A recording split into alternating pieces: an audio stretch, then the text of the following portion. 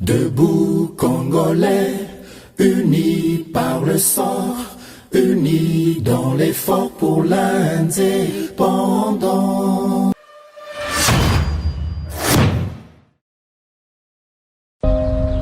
Nous devons ensemble avoir conscience que nul autre que nous-mêmes ne viendra sauver notre nation et que cela exige de chacun de nous une mobilisation tous azimuts.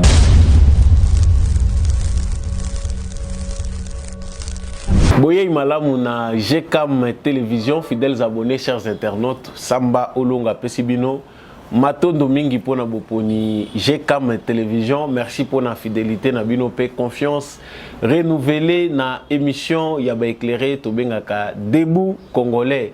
Matondo mingi na bino bisika nyonso bozwami boye malamu ete yambo émission oyo ebanda.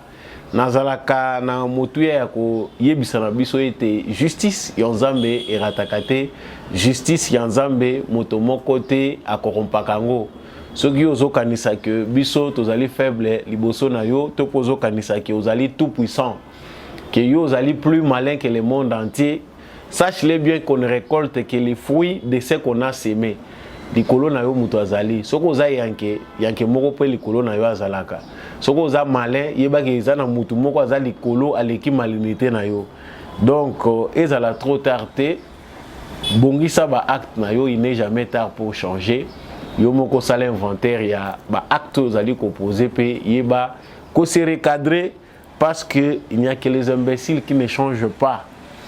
J'entre très rapidement dans makambo et me makangai liboso na bino ezali actualité congolaise, actualité ya mboto kolobela ezali ya interview oyo président de la République a salaki na porte-parole na Yetina Salama na réponse na mituna oyo ba congolais batuna kiye à l'occasion ya 63e anniversaire ya indépendance ya République démocratique du Congo.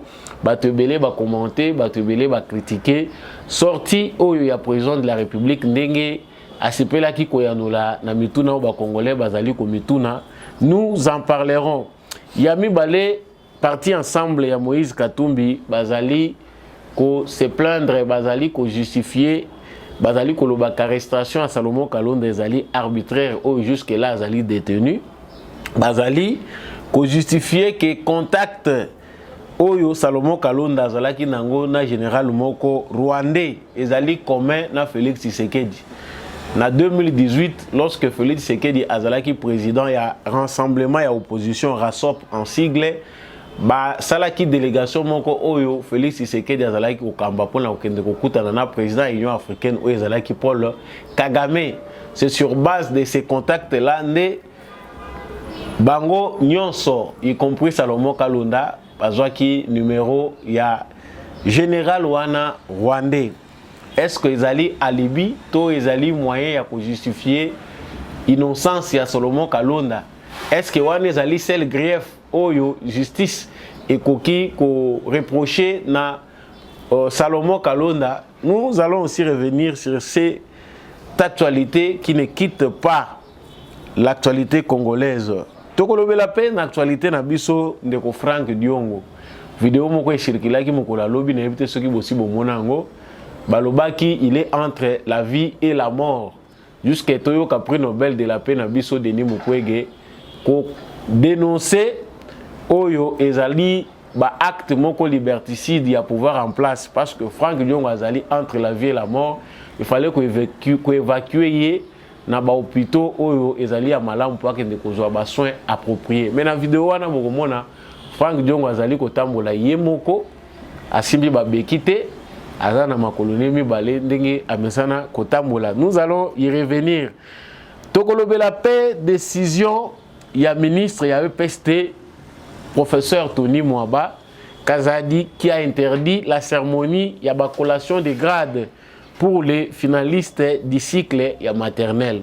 Si vous voyez na Kinshasa, bana ya maternelle bakoma ko salela bango fête, bazolu wepe mituka, bazo sala tapage na ba boulevard, baza ko tambola collation ya bana ya maternelle kasi ministre na biso ya EPST wazali ko kriper makambo ya enseignement primaire à lobby. Niet plus question ya ba cérémonie wana ba fête na biso bo salango yo moko na ndaku na mwana na yo bosaleli nini yo bokosala. Mais plus question d'organiser ça na kati ya ba école na biso ndenge tomesani ko mona yango. Nde tokosukisa na ba fruit pardon ya Kanyamaka CC ex Kamwena Nsapu. Lili Kapinga azalelo opératrice ya moissonneuse batteuse oyo izwaka rôle clé na récolte ya masangu na campagne ya masangu.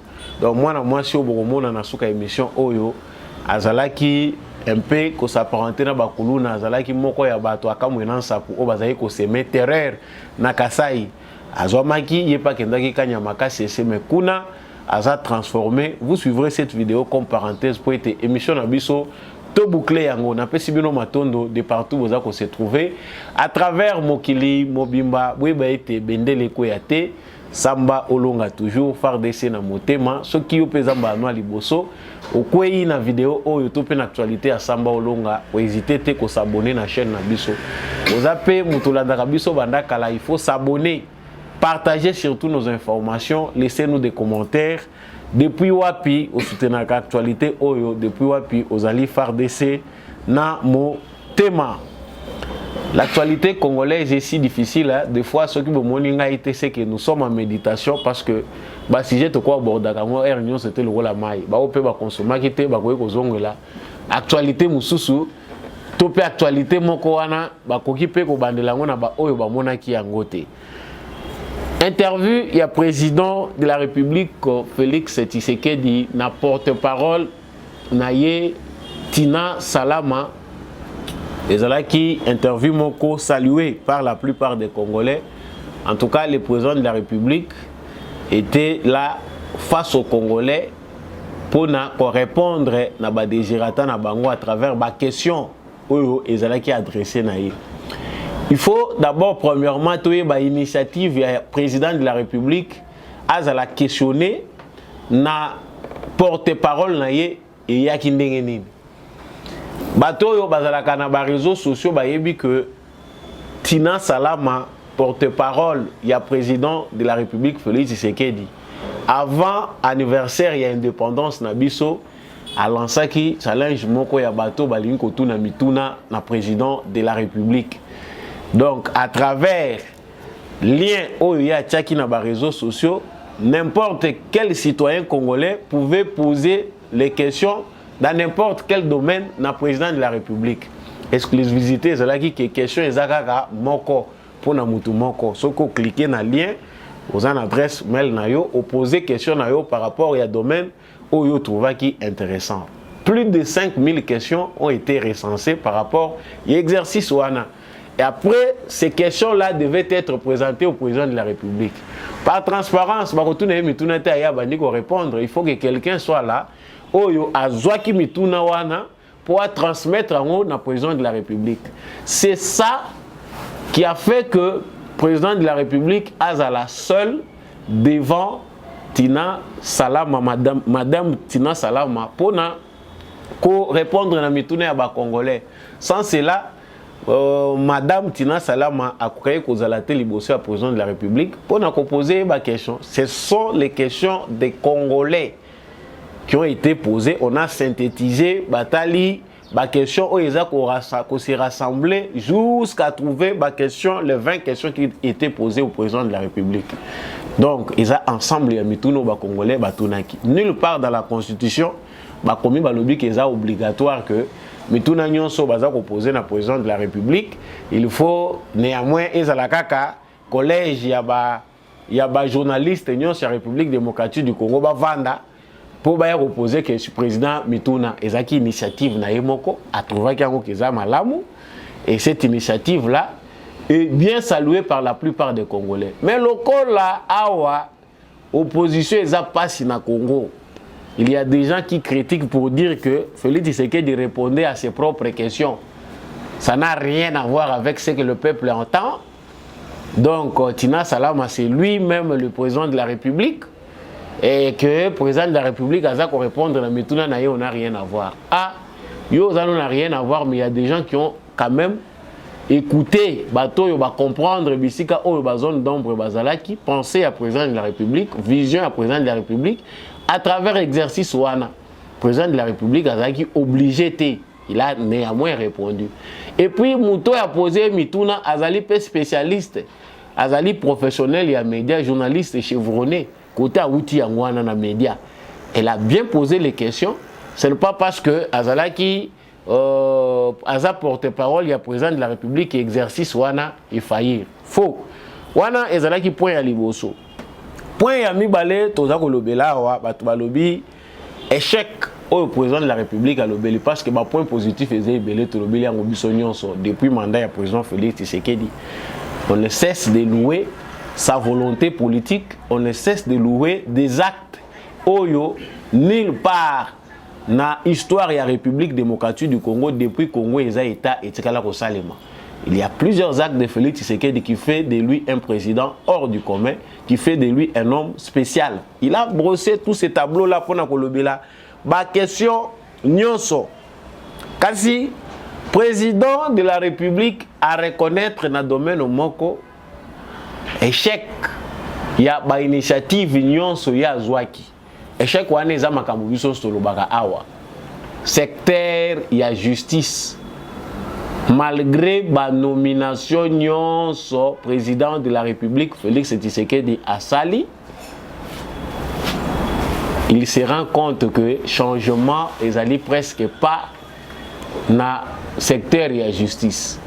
Plus loin, il y a un président de la République azali koloba natikala ko s'imposer te pour nasenga que bo libérer Kingandi, bo kanga Kingandi. Donc, le président ici accuse les animateurs de notre système judiciaire de ne pas faire un bon travail. C'est que ndenge bazawana président tikala kozwa singata lelisi singalobi na ebisi bino bo kanga Kingandi na ebisi bino bo bimisa Kingandi. Donc, il s'est assuré de l'indépendance totale de notre justice. C'est-à-dire ce qui justice ya Congo ezali kotambola te. La faute n'est pas à Félix Tshisekedi parce qu'il n'appartient pas seul au président de la République d'engager les réformes dans le secteur de la justice. Bisomogo tozali ba témoin ya kotala conformément à notre constitution comment le président de la République procède pour nommer des hauts magistrats, pour nommer dans le secteur de la justice.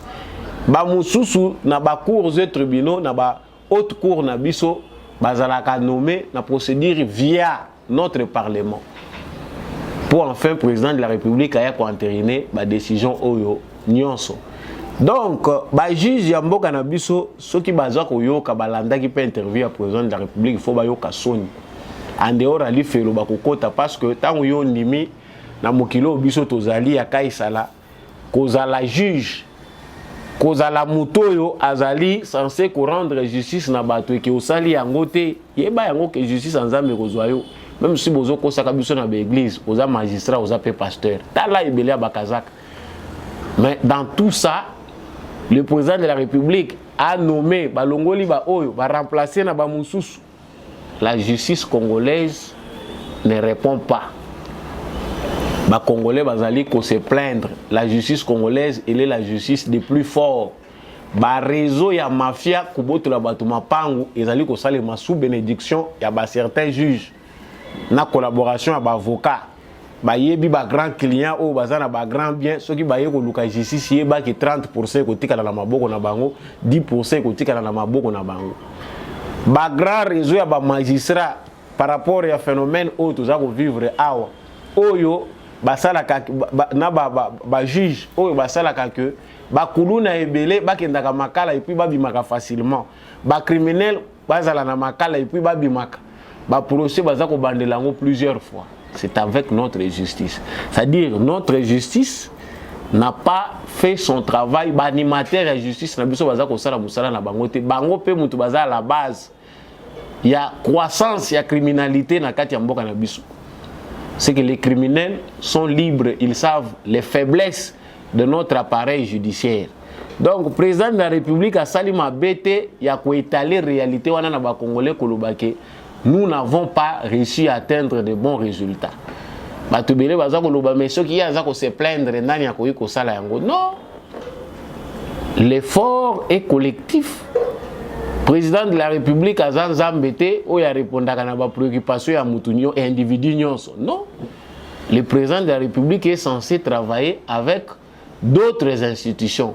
Et à tous les niveaux, il y a une responsabilité. Pour les Congolais, c'est simple d'accuser le président de la République. C'est inutile. À la place de se plaindre, de exiger changement de la constitution. Comme ça, tant que la constitution, on a créé une monarchie. Félix Tshisekedi a plein pouvoir. C'est-à-dire, la décision ni parlement, ni quoi que ce soit, monarchie absolue. Comme ça, Congolais, nous sommes dans le monde, nous sommes aussi battus par Nangai, c'est Tshisekedi. C'est simple. La gouvernance de Félix Tshisekedi, ils ont une simple gouvernance, mais ils ont éducation mouvementaire, ils ont pédagogique. Démarche à Félix Tshisekedi, ils ont très pédagogique. Avoir un président comme ça, après plus de 50 ans, Oyotoleki, sous les joues de la dictature, du banditisme d'État, culture et abatumito, les gens pensent que le président, c'est quelqu'un qui a toutes les solutions avec lui. Le président de la République ressemble à un dieu. C'est-à-dire que le président de la République ne peut pas se plaindre, ne peut pas parler d'un problème où il sent que à limité, il faut sensibiliser Congolais à comprendre. Non. Biso tozana na politique ya président azana bâton magique, il faut évoluer. Voilà pourquoi vous voulez faire de lui un dictateur. Il l'a dit une fois, bato balingi basala ngai dictateur. Si Félix Tshisekedi aujourd'hui peut décider de devenir dictateur, je sais qu'il ne le fera pas. C'est à cause des Congolais. Mouta loba vérité te aloba te.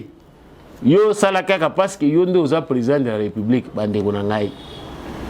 Donc lelo na kati ya bakan ya ba militaire na biso bayebi ko stock ya masango ekata na kate na bakan militaire to yebi te soki président ko si ba militaire bayebi sa biso. Ça fait longtemps que cela a existé. Mais ata to lobi vi yango ekomi cher.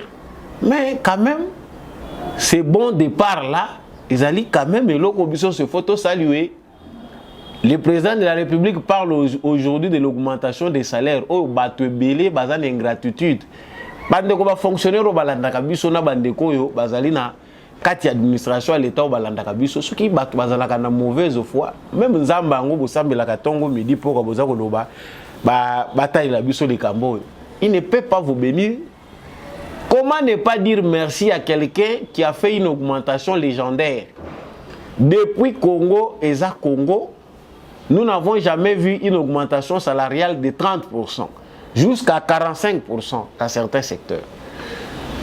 Yo lobité, salaire en ceux qui va bâtir c'est 30 000 francs lobini. Ceux qui va bâtir c'est 100 000 francs le lot ça il a ngoni. Ah bon? Mais on comprend que c'est lui qui minimise hein, l'acte monumental, acte historique. Aza Moyibi, les salaires ne les préoccupent pas. Et ça qui Moyibi na yende les a préoccupé. Parce qu'un Congolais normal, tant qu'il y a 200 000 francs, 250 000, il y a 100 000 likolo, il y a 80 000 likolo. On dit merci. Comme à Dieu qu'on dit, oh, merci à toi la linzala. Non, j'ai dit merci à Dieu parce que j'ai vu. Je ne boite pas, j'ai mes deux pieds en marche, dans un tambola, dans un pépignon, ils allaient couper ma kitoko. Malgré la linzala, je peux prendre un verre d'eau dans mes lobby na kozwalipa. Et c'est par ça que ça doit commencer. Mais il y a des gens qui disent non, vieux et comme cher yo, yes quoi zo quand ça salaire va augmenter, bateau couper ça bateau vinini. Vieux comme cher boy. Si des gens choisissent d'être bêtes, chez nous c'est comme si les institutions d'éducation, la structure d'éducation, elles ont servir à rien. Les gens qui nous regardent de l'autre côté, que Congolais, ils vont vivre dans la planète. La crise est mondiale. Bamboka est stable économiquement, politiquement, l'organisation est fanda, la trouble ya kosakanate. Na France yangwana baza kolela te po bamomi moko wana, mais baza kolela parce que mpia kapende za ya solo. pia kezaka na Congo te. Économie et côté désordre. Ceux qui makambo boye ezu banzeta mobesu. Bino bokanisi bino na Congo ne boze épargner. Boze épargner avec une économie qu'on a trouvé, les Congolais ne produisent rien. Botala bino moko investissement na bino na économie na bino, vous investissez dans quoi? Si ce ne sont pas des bars, ba bistros ou bino boza ko investir nango tolango kamasanga. C'est tout notre investissement. Dans le reste, bon on a bino ezana maboko ba paya. Et c'est un combat qu'il faut mener avec conscience. Congolais comprendre que faille économie na biso eza wapi. Pour la nini dollar eza ko dominer. Dollar. Ceux qui mutoye ko tala muta peso 30 000 francs. Na mutemo za ko yima pour ni apesa ngata $20. Te fala pesa ngata $15. Na mona ngo eza la dollar. Eza kaka ya dollar.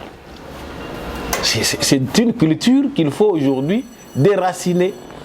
Donc, tout coup, pour le président de la République, à l'obéla qui, dans synthèse, il faut que le président de la République exercice au yémoko alloué, à l'obé que les amalamu, à Rubandako Salango, de manière régulière. C'est quelque chose de bon. On pose les questions à un président de la République surtout. Et puis, nous pensons aussi que tous allez peut recommander à Madame Tina Salama, porte-parole, il y a président de la République, qui exercice même sans le président de la République, technologie les a avancé.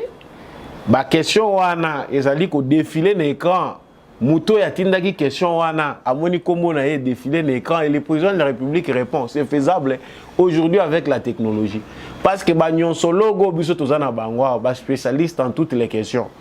Pour na bango ezali rola eloko ba inventer Tshisekedi se pose les questions lui-même. Perfectionner, c'est un bon exercice. Moyen, nous technologique en jeu pour que la prochaine fois, tout ça, le président de la République a fait l'exercice où les réseaux sociaux, le monde d'aujourd'hui, et au quotidien siècle numérique, et belé mayele ezali susu na ba canaux na biso ya kala ya ba diffusion d'informations. Tout se passe dans les réseaux sociaux et moins d'attention. Donc synthétiser, le président répond de manière courte et puis ezako le kanango. Donc avec le temps toyebi ke makambo belé et ko le kamala mais le président de la République a parlé aussi les kambo ya bande ko na biso bazana est. S'installer à l'est du Congo ba musu ba lobaki ko ya ko vanda azo ko ya tendenge nini. Ah oui, il a dit nouvelle technologie. Congo le lois na ba drone, Congo le lois na makambo belé. La technologie a évolué. Le président de la République peut vivre en direct ce qui se passe au front. Makambo za ko loba, ba instruction ils a donné. Bato baza ko mener ba opération, bo tianga en direct na bango en ligne na bango. Soki yo zozo téléphone na yo, toza ko solola, toza ko tala le longi. À combien plus forte raison bato yo baza kuna na commandement militaire na biso basolo na président de la République en direct comme s'ils étaient avec lui. Donc c'est ce que le président de la République a dit que Zali Makambo oui, ça les malélo grâce aux nouvelles technologies. Donc le président de la République a une obligation de qu'il faut s'installer kuna.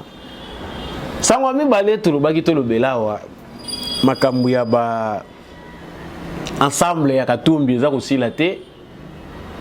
Ndeko na bango Salomon Kalonda aza ko continuer ko kangama bango baza ko juger ngo injuste comme mutu nyonso azali na droit ya ko samba peut être soutenu mais awa ba avocat tozana ba avocat oyo bazali officiel na ba avocat populaire na Congo soki ba kangiyo ba avocat bazé belé même oya yebi yote même oya yebi couleur ya bureau na yote.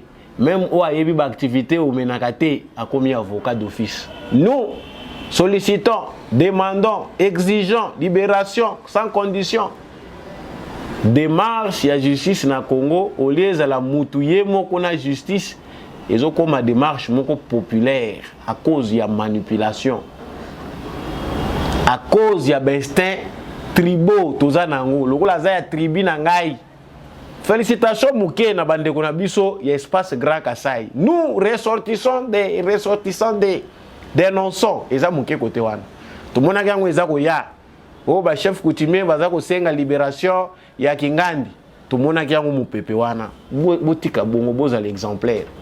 quelqu'un qui mange calmement chez lui, qui bouffe l'argent de l'État, lorsqu'il est arrêté, bah me quelque part, oh t'es biso va ressortissant. On est aquí parenthèse. Bande ko ensemble, il y a Moïse Katumbi, Balobi, Salomon Kalonda, ceux qui vont moni numéro ya téléphone, ya général moko rwandais, na kati ya portable na ye, ils allaient pas mbaté. Salomon Kalonda, comme d'autres proches à Moïse Katumbi, na président Félix Tshisekedi, basala qui route ensemble. Na makambu ya rassemblement ya opposition, RASOP en sigle. Tango isengela ki pona bango ko kende ko kutana na président ya Union africaine Paul Kagame. Bango bakendaki ko solola. Et puis, c'est à l'occasion de cette rencontre wana nde Salomon azwaki numéro ya général wana rwandais. Je vous laisse d'abord suivre cette vidéo. Boyoka, conférence de presse, il y a secrétaire général, il y a parti ensemble, il y a Moïse Katumbi, et puis nous revenons. Quant au contact d'un certain général étranger, il ne s'agit que de celui du point focal commun à l'ancien président d'IRASOP, qui était M. Félix Antoine Tshisekedi, qui une fois avait été chef de délégation, une délégation qui comprenait également l'honorable Moïse Katumbi, les deux avec leurs collaborateurs, qui devraient se rendre à Addis Abeba avant les élections de 2018, à la rencontre du président en exercice de l'Union africaine de l'époque, qui n'était autre que M. Paul Kagame. Et c'était pour le compte de l'opposition congolaise. Quand les chefs se rencontrent, les collaborateurs aussi peuvent se rencontrer et échanger des numéros de téléphone.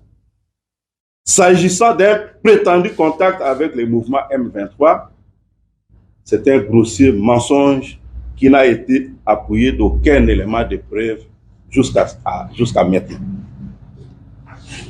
La façon dont on a cherché à diaboliser Ensemble pour la République dans cette affaire est des plus insultantes et des plus ignobles. En alléguant que non communiqué. Nakanisi lolenge bouti kolanda ye a répété makamutoza koloba awa. Donc pour na bango Salomon Kalonda a eu le numéro de téléphone du général rwandais. C'était à cause de Félix Tshisekedi. Ezalaki point moko focal. Ezalaki bango nyonso bazalaki ensemble. Yango nde bakotaki na contact na Paul Kagame, et puis le numéro du général rwandais s'est retrouvé dans les téléphones de Salomon Kalonda. Parce que ba cadre ensemble bazali koluka ba moyen de défense pour Salomon Kalonda. Parce que tout le monde a qui ba avocat ebele baza ko bima, tout le monde a qui Matata Pogno au début ici qui a montré que arme oyo Salomon Kalonda bakuta ki nango ezali arme ya garde corps na ye, arme wana ba pesa ki yango depuis que Matata Pogno était premier ministre. Ba yebisaki bango ki makambo eza mingi grave, eza au-delà ya oyo bino bozolinga bo défendre. Ba document ebele oyo bakuti et pas Salomon Kalonda. Est-ce que ezaka kande ba numéro ya téléphone? Parce qu'il y a plusieurs indices de culpabilité na kati ya dossier à Salomon Kalonda. Il n'y a pas que de numéro de téléphone. Ils ont un document secret oyo bango moko bayebi ezali kolaki sa planification na bango eloko nini bango bazalaki ko planifier contre les pouvoirs. Il n'y a pas que le numéro de téléphone. Awa siko il faut imaginer tous allaki ensemble tant que tobandai ko kende ko fréquenter Kagame, nous étions ensemble, mais maintenant on veut faire de Salomon Kalonda un criminel parce que il continue. Il y a zwa ki na le numéro wana ndenge nini. Parce que bino bokende ko mona Kagame. Le général rwandais, quel rapport il y avait là-bas entre le général rwandais na muto bino bokende ko tala? c'est Félix Tshisekedi alobaki non tant toza kokenda wa tokozwa tosololi na Kagame après tozwi pe na numéro ya général rwandais. Donc on trouve que quelque part bandeko na biso ba moyens de défense locaux les ozanga bango, ils doivent inventer des trucs même dans l'histoire pour justifier les présents. Non numéro wana zwaki yango bandakala. Ah donc il y a zwaki sikoyo avec quelle intention? Dans quelle intention lui peut communiquer de temps en temps? Il peut avoir des messages avec un général rwandais. Non. Moussala avocat, botikela avocat. Vous devez vous taire, laisser les avocats inventer des motifs comme ça. Ce sont eux qui doivent plaider pour leurs clients. Binonyon sobokomi avocat. Dossier où ils ont touché sur l'État et commis dossier. Il y a secrétaire général, il y a commis dossier à porte-parole, il y a Moïse Katumbi, il y a commis dossier à militant. S'il est sain et sauf, Azali, Aza peut-être, na iloko bako ko reprocher, et Aza innocent, n'est pas ko plaider. Laissez la justice faire son travail. Bamakamunyon so baza ko accuser, si c'est à tort, ba avocat na yeba samba. Mais comme vient na biso munani baza ko bengawa. Politique à Congo et na bameli molo vient à biso ministre de l'économie à s'articuler qui biso nzela. Donc aucun procès qui engage un acteur politique à la République démocratique du Congo ne peut s'arrêter au niveau de la justice. Aujourd'hui, tout procès qui engage quelqu'un qui est dans la scène politique doit toujours être un procès politique. Donc, et comme difficile na Congo, bo sambisa mutu. Oyo azali na scène politique, qu'il soit dans soi-disant l'opposition, qu'il soit au pouvoir, qu'il soit ministre ou député, tout procès oyo ezali ko engager mutu ata za ko sala ba bêtise na ye ata bakuta qui est à violer et comme kaka procès politique. Libérer certains prisonniers politiques. Mais question biso toza ko tuna. Salomon, si Félix Tshisekedi cherche des gens arrêtés pour fragiliser Moïse Katumbi, Salomon représente quoi? La balance politique de la République démocratique du Congo. Rien. Pas de temps que la peine normalement. Rien. Comme on a commis autant en peu mingi, ils appellent la publicité gratuite. Chers frères congolais, si je débattre, moi j'aime beaucoup plus de comprendre un angle patriotique pour que les Congolais comprennent que nous ne pouvons pas être manipulés à chaque instant. Ozo se retrouver aux akokende ko défendre Mutumoko Songolo Pakala. Non, il est détenu politique. Wana yo wana pe olati polo. Nous dénonçons, nous les mamadés, nous musulmans, lokola bayela ki bino biloko. Il y a fait et là qu'il faut déclaration ya kolandango na cadre de la réciprocité. Donc comprenons que chers téléspectateurs, politique les akokende na niveau moko paye à éducation na biso. Quand on sait que l'éducation à Congolais est faible, la maturité na biso est faible, la manipulation est grande de ce côté-là. Moïse Katumbi qui a des bonnes relations parce qu'aujourd'hui, le média mutu et l'avocat, média mutu et salaka mutu, ils sont obligés de se faire une image. Batutu basi bayebi que Moïse Katumbi azana image moko sale, c'est d'être proche de Kagame. Via l'organisation ou les partenaires ou baza ko partager ensemble et des liens qu'ils ont. Maintenant pour na kolongolango, il faut biso tout que ne benga petit seke de tokoti saina kati. Vous aurez compris. Pendant ce temps, tolobaki une actualité awa qui est prix Nobel de la paix, Denis Mukwege. Alobaki boza ko lekisa. Frank Diongo a détenu de manière illégale. Avec arrêté arbitrairement, il y a demi-ap, il est entre la vie et la mort. Azako senga libération na yepé ba évacuer na hôpital où ils approprié pour des soins de santé. Kasi muto balobaki aza entre la vie et la mort. Debiso to moni vidéo to lobité. Peut-être bande ko musuna bolandi ngote mais bolanda na vidéo oyo ya Frank Diongo et puis nous revenons.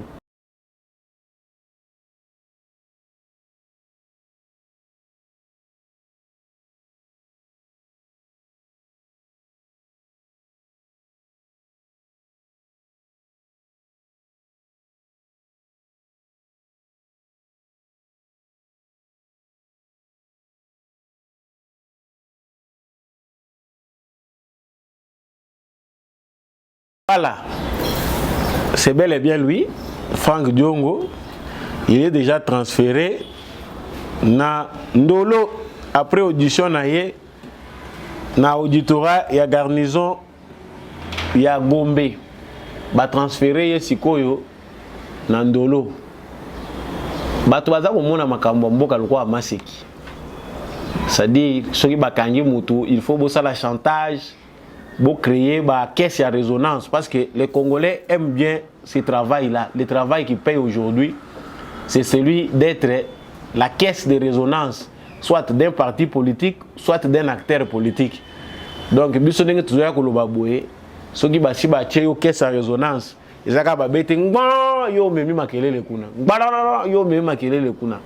la plupart des journalistes, des acteurs politiques, des influenceurs fonctionnent comme des caisses de résonance. Donc, awa, les Franck Diongo, c'est le bisakina maman. Wana nyonso wana makelele pour toucher les fils émotionnels. Pour biso na Congo soki balobi basimba fil émotionnel, tout le monde est sentimental. Au Congo na ebité niveau na biso ya ba sentiment na ba émotion ah nga na ebité nga peso ki na zalaka ndenge wana. Trop émotionnel, trop sentimental. Même là où il faut réfléchir, nous pour nous c'est comme si il faut ba émotion de na ba sentiment et primer l'écolo.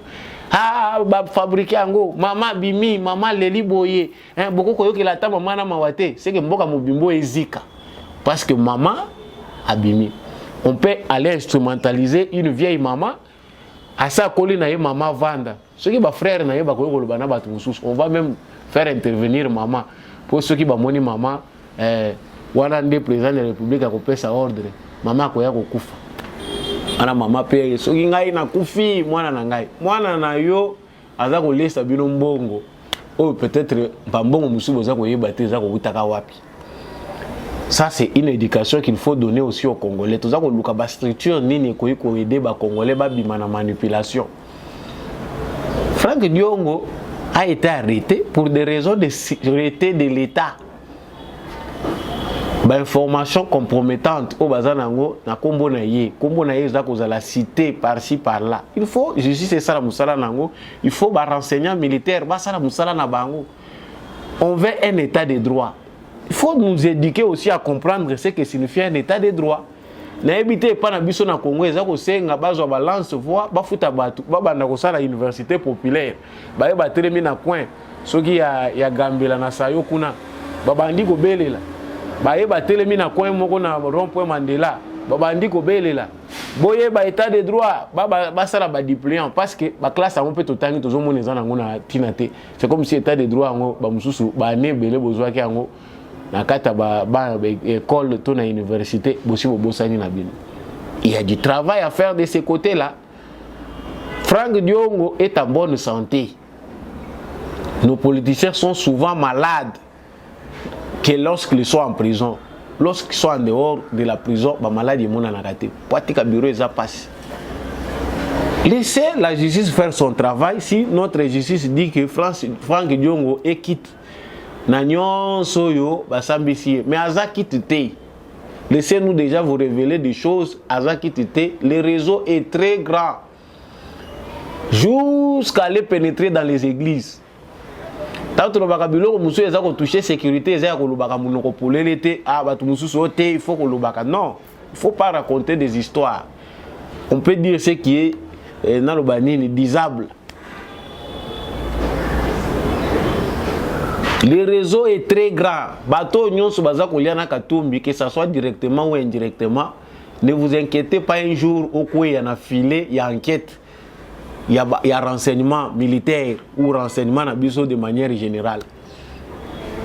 Parce que Bino Bozolia, mais lui est en train de se trisser des réseaux. Quand on dit que le M23 est maintenant dans l'opposition congolaise, les gens ne veulent pas comprendre ça. Si vous libérer Sango Nabiso Aza innocent. Ah, tant mieux. Nous, notre problème, c'est de le dire tout haut. Ils ont fait tellement du mal que Moutema Tshisekedi ici est vimbi pe na makambo. Pour Moutema ça sans nous côté. Le président de la République, ce n'est pas une erreur, mais c'est peut-être son éducation de vouloir prêcher les autres par l'amour. jusqu'à amener ça au sommet de l'État qu'on prêchait Bato Bolingo. Or, au sommet de l'État, quand on est garant du bon fonctionnement des institutions, on est commandant suprême des forces armées.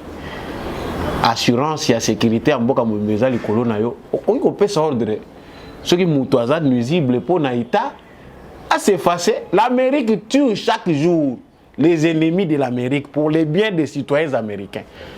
Ça n'a rien à voir avec l'Église. Ça ne sert pas à dire que non, non.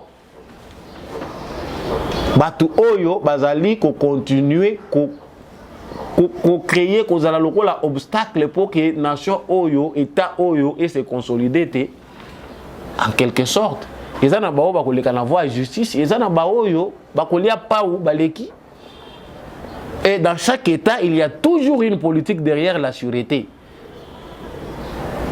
Ils ont créé État moko à part pour tout le criminel. Non. Pour ça, nous insistons, monsieur le président de la République, l'air est à la vengeance pour ces peuples meurtris.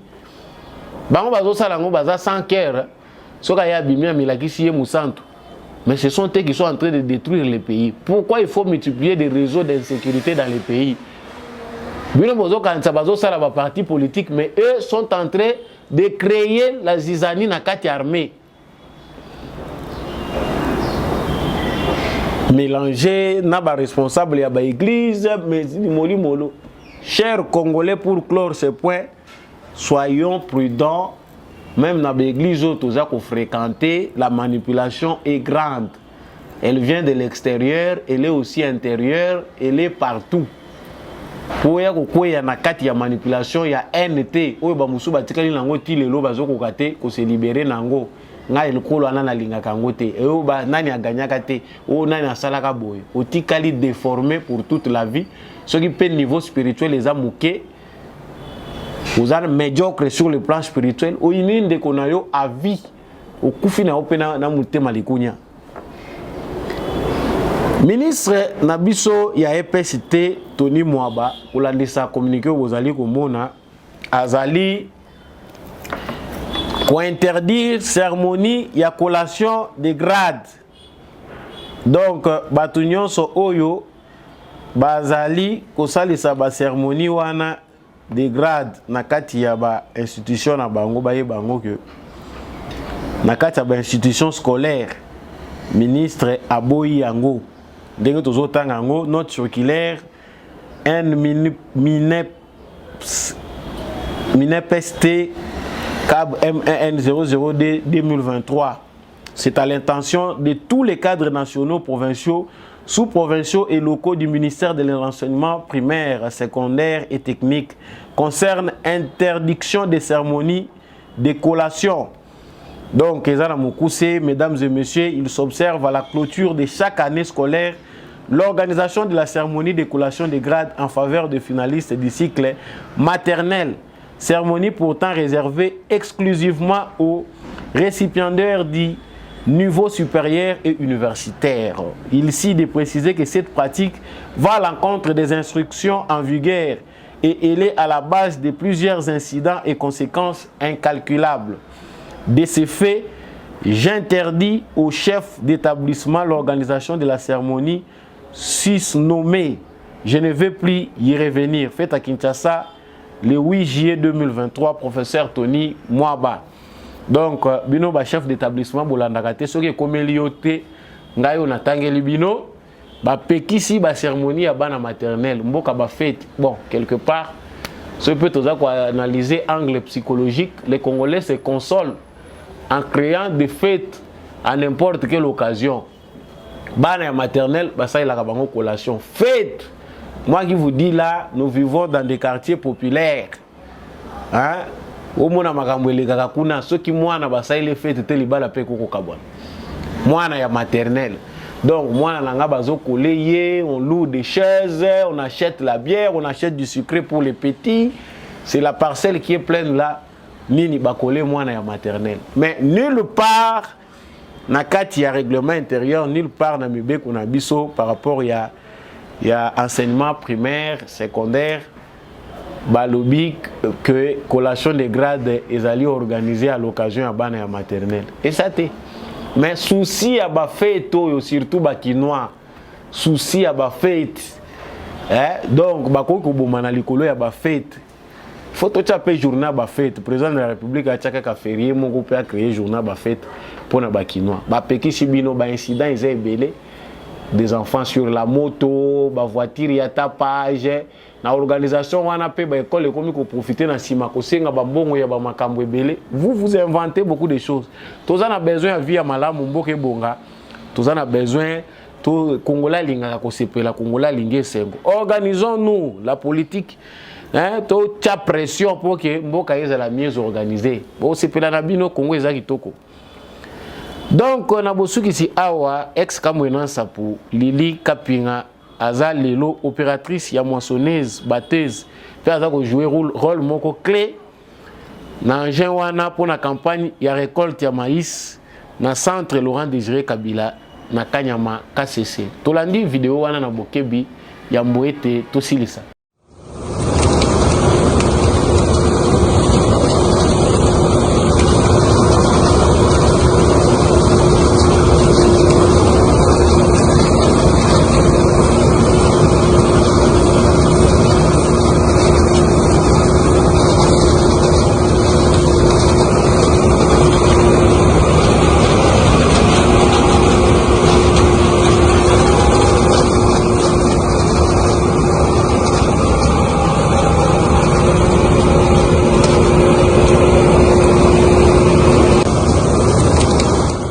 Lili bâtisseuse ya 6e bataillon na utina kana na yena sali formation awa na komi kokumba moissonneuse naza opératrice ya moissonneuse nazo kumba ngo tozo sala récolte nango tozo longola ba masango pona kolie faire des filles to bani formation le 9 mai 2022 ayele na komi opératrice ya moissonneuse nazo pesa ye matondo mingi pona oyo asali pona bantu bazwa mosala ya boye nazopesa merci ebele.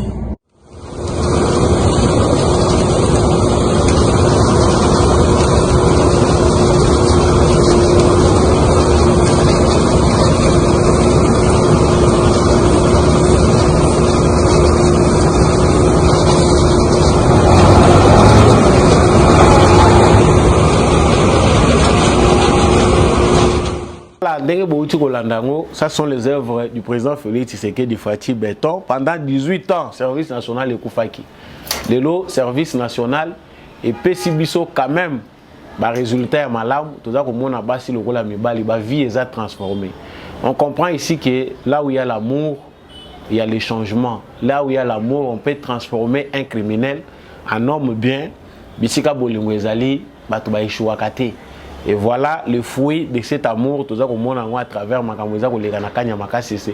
Pourquoi pas créer des centres spéciaux dans la province nyonso oyo ba jeune wana ba bandi ba jeune wana oyo bazali kosala banditisme urbain, bazali kosala ba crime, ba kiki kozala mieux encadré, transformé pour la nouvelle société. Il y a un tout ça kolobeza programme Mobimba.